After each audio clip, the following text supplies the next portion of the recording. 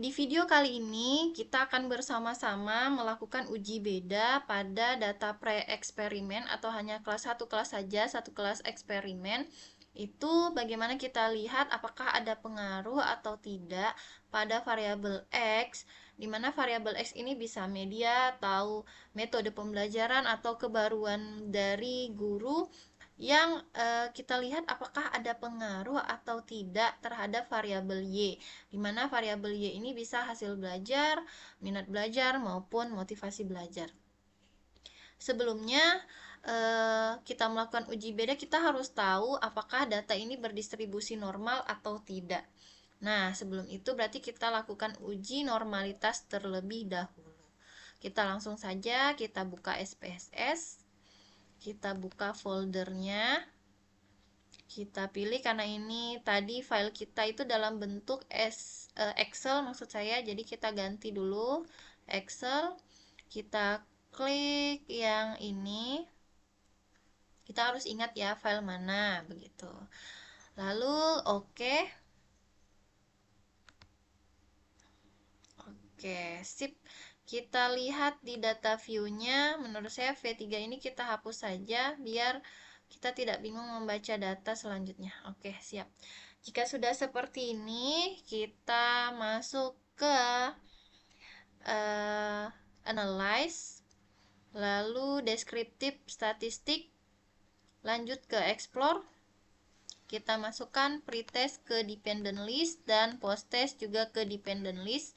Dan faktor listnya kita kosongkan karena tidak ada kelompok pembanding. Kita cek plotsnya, kita klik histogram dan normality, lalu klik continue dan klik OK. Oke, sudah muncul. Nah, di sini kita bisa fokus ke test of normality ini karena data subjek kita itu di bawah 50, maka kita menggunakan Shapiro-Wilk, dan jika kita lebih dari 50 baru kita menggunakan Kolmogorov-Smirnov. Jadi ini kita copy. Lalu kita susun kata interpretasinya. Tabel ini bisa kita sesuaikan, jika ada bagian kolom atau baris yang tidak sesuai, kita bisa hapus saja agar tidak membingungkan kita sebagai pembuat dan membingungkan yang pembaca. Oke, sudah seperti ini. Lalu kita ini bisa Bapak Ibu rapikan dan disesuaikan saja. Nah, bisa kita buat interpretasi sederhana dengan melakukan uji normalitas menggunakan Shapiro-Wilk. Peneliti melaporkan bahwa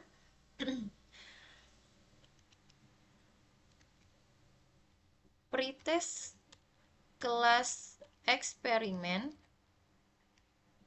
dalam kurung signifikansi sama dengan 0,069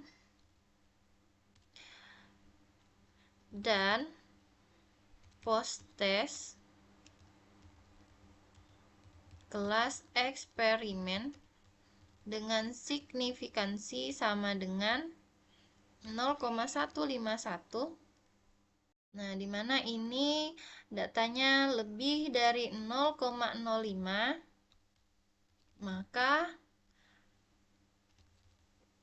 data pretest dan posttest pada kelas eksperimen berdistribusi secara normal.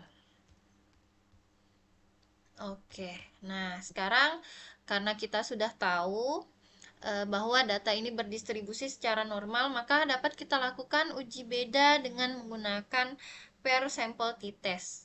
Karena itu termasuk data parametrik. Jika tadi setelah kita melakukan uji normalitas ini kita temukan data berdistribusi tidak normal, maka kita melakukan uji bedanya dengan Wilcoxon. Begitu, oke. Kita kembali ke SPSS kita. Ini kita closekan saja. Oke, kita buka di analyze, compare means, dan per sample t-test. Nah, pretestnya kita simpan, pindahkan ke per variabel, dan post-test kita pindahkan ke per variabel. Kita klik OK.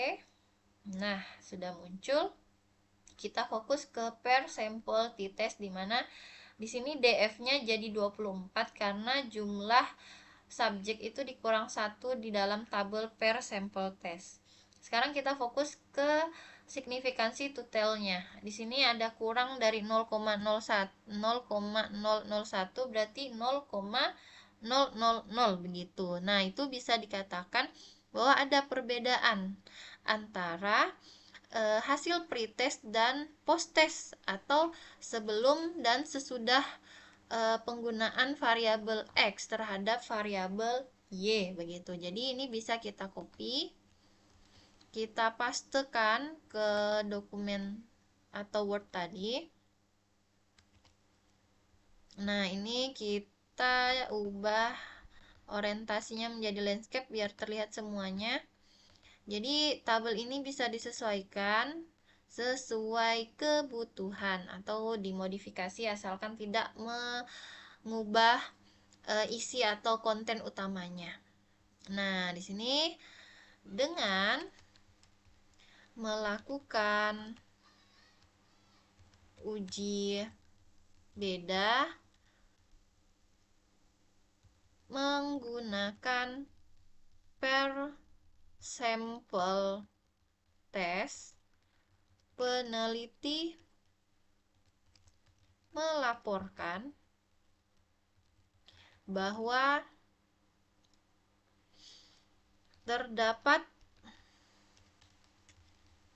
perbedaan yang nyata antara hasil pretest dan post-test dalam kurung signifikansi total sama dengan 0,000.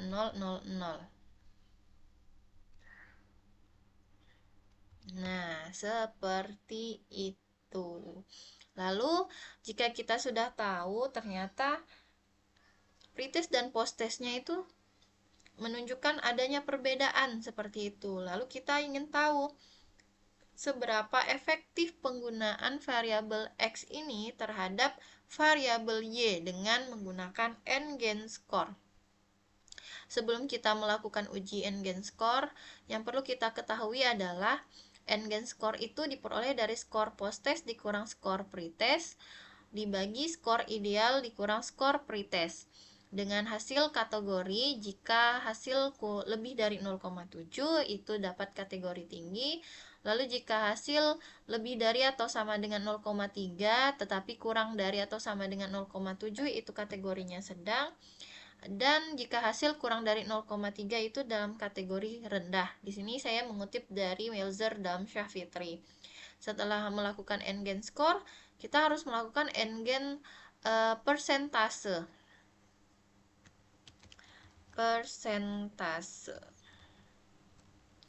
Jadi ketika sudah dapat, kita dapat melihat atau mengkategorikan jika hasilnya kurang dari 40%, maka itu menunjukkan tidak efektif.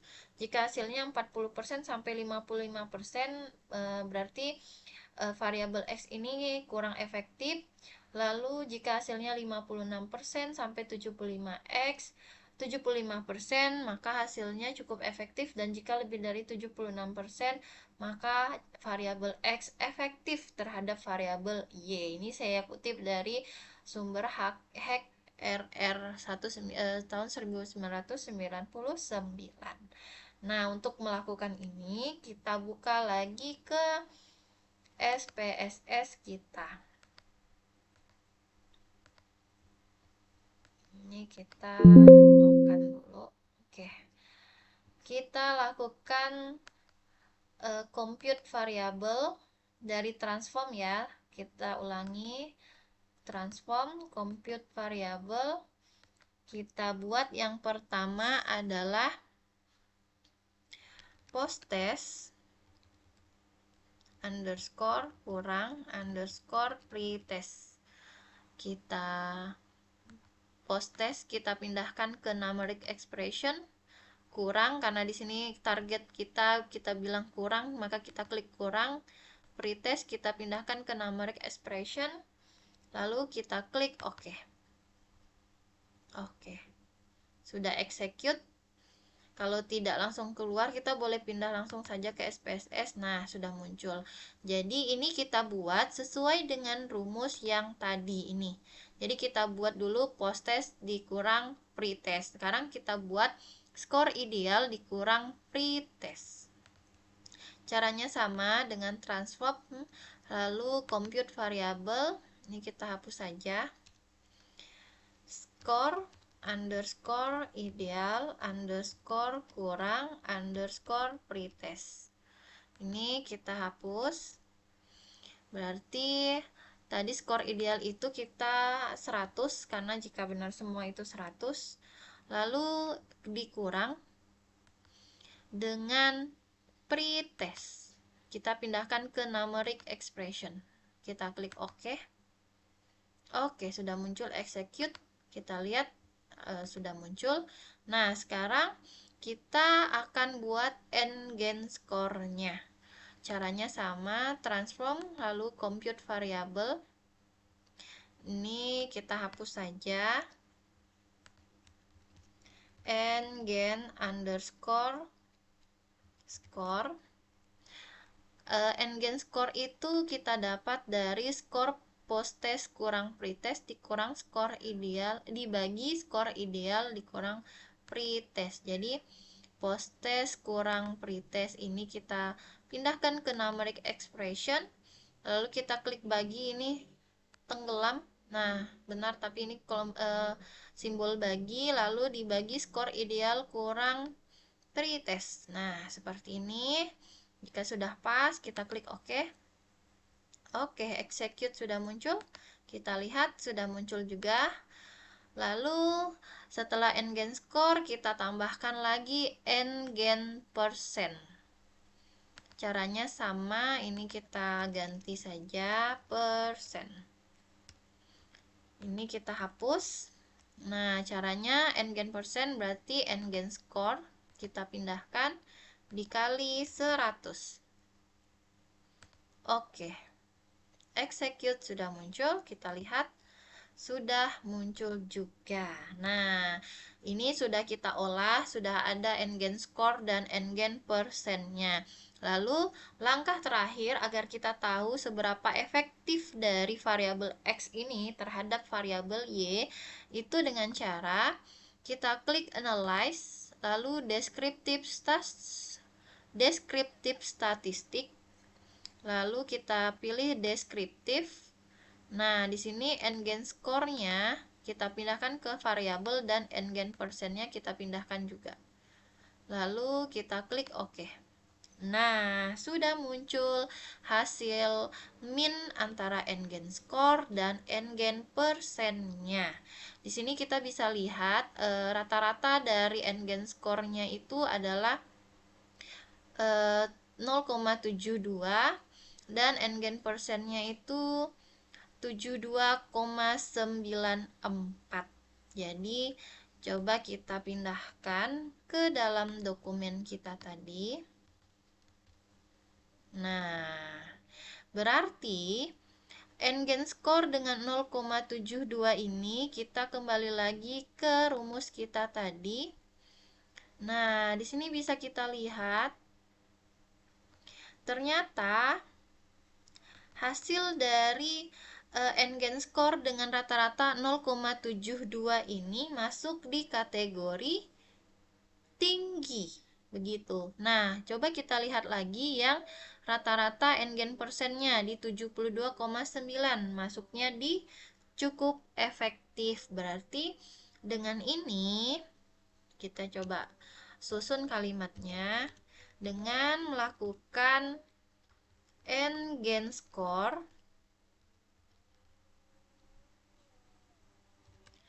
peneliti melaporkan bahwa efektivitas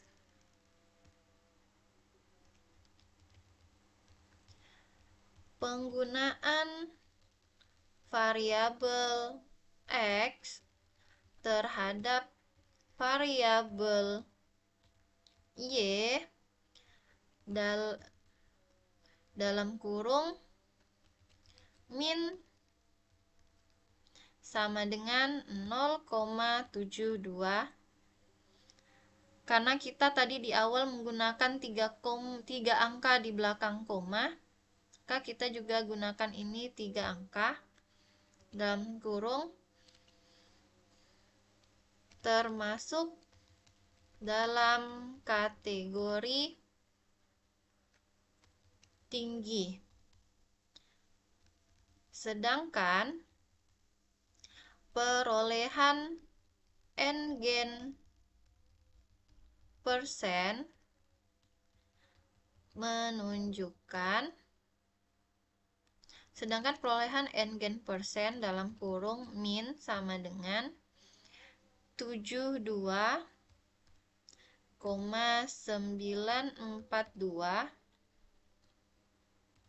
termasuk dalam kategori cukup efektif. Jadi, penggunaan variabel X terhadap variabel Y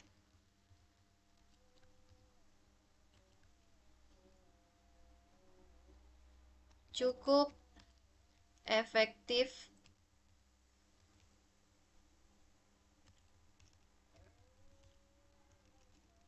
dan memiliki n-gen skor tinggi.